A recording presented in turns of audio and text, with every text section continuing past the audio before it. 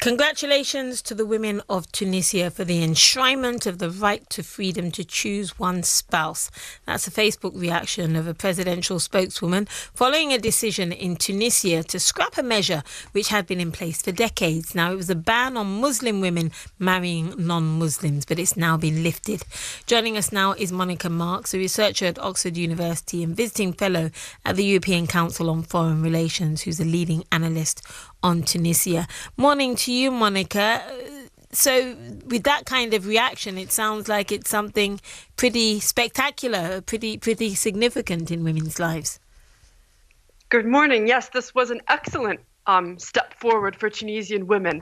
They had formerly not been able to marry non-Muslim men, although in practice this often happened, but you had a lot of fake conversions where a man would convert in one day just so he could marry a Tunisian woman, but everyone would sort of know that it was not genuine. And what would happen? What would be the punishment, if you like, or what would the authorities do if they found a woman who had married a non-Muslim and was open about it? There was no punishment. It just made your life bureaucratically impossible in Tunisia because it would be almost impossible to rent an apartment or buy property together if you were cohabitating with a man without having a marriage certificate. There's a double standard. If you're a foreign woman who lives in Tunisia, no one really cares. But if you're a Tunisian woman, you get held to all these double standards. This was a 1973 presidential decree that was just rescinded yesterday by the Tunisian Justice Ministry.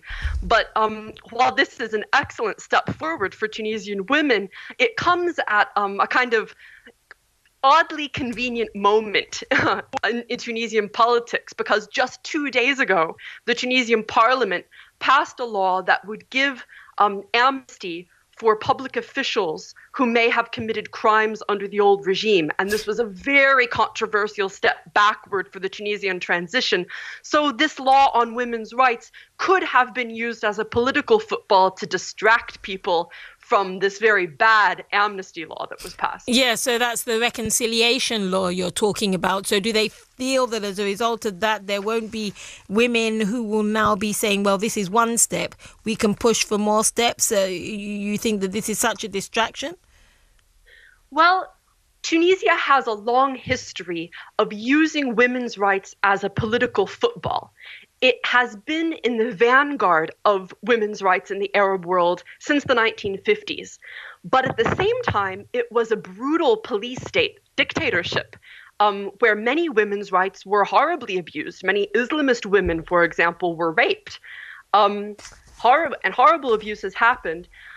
After the revolution, Tunisia has taken big strides toward democracy, but you still have this kind of muscle reflex to use women's rights as a football to distract away from the need for real deep institutional reforms that could consolidate democracy. Monica, fascinating talking to you and hearing about this repeal. Monica Marks, who's a researcher at Oxford University. Newsday with